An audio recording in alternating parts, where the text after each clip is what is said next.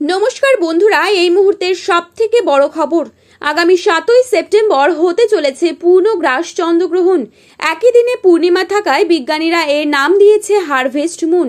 সবথেকে বড় কথা, এই চন্দ্রগ্রহণটি বাংলাদেশ ও ভারতবর্ষ থেকে সম্পূর্ণরূপে দৃশ্যমান থাকবে।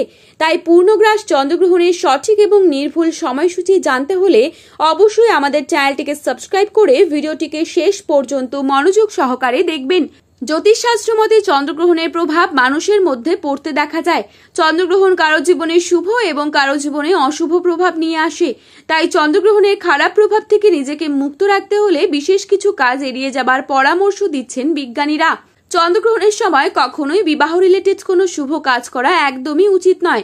এই সময় ঘুমানো, খাওয়া, নখ কাটা, সেলাই করা ইত্যাদি কাজ নিষিদ্ধ। গ্রহণের সময় গরিব দুঃখী মানুষদেরকে দান করা, পশু পাখিদের খাবার দেওয়া, মন্ত্র জপ করা এগুলোকে শুভ বলে মনে করা হয়। ভারতীয় সময় অনুসারে এই চন্দ্রগ্রহণটি শুরু হবে 7ই সেপ্টেম্বর রাত 9:56 এবং গ্রহণটি ছেড়ে যাবে রাত 1:26।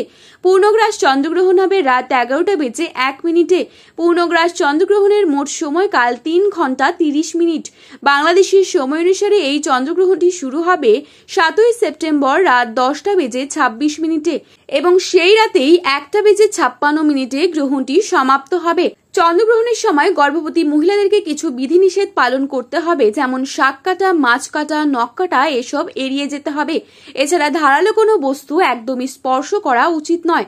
চন্দ্রগ্রহণের সময় চুল দাড়ি কাটবেন না, এতে গ্রহণের খারাপ প্রভাব আপনার ওপর পড়তে পারে। এটি একটি পূর্ণগ্রাস চন্দ্রগ্রহণ। পূর্ণগ্রাস চন্দ্রগ্রহণ হলো এমন একটি মহাজাগতিক ঘটনা যেখানে পৃথিবী, সূর্য, চাঁদ একই সরলরেখায় অবস্থান করে এবং পৃথিবীর ছায়া সম্পূর্ণরূপে চাঁদের ওপর পড়ে, যার ফলে চাঁদকে কিছু সময়ের জন্য আকাশে দেখা যায় না। ভারত এবং বাংলাদেশ থেকে এই চন্দ্রগ্রহণটি দেখা যাবে। এছাড়া অস্ট্রেলিয়া, আমেরিকা, ইউরোপ, নিউজিল্যান্ড এই সমস্ত দেশ থেকেও এই চন্দ্রগ্রহণটি সম্পূর্ণরূপে দৃশ্যমান থাকবে। তো বন্ধুরা, এই ছিল আজকের ভিডিওটি ভালো লেগে থাকলে অবশ্যই লাইক করবেন এবং আপনি বর্তমানে কোন জেলা থেকে এই ভিডিওটি দেখছেন সেই জেলার নামটি আমাদের ভিডিওর কমেন্ট বক্সে লিখে জানাবেন। ধন্যবাদ।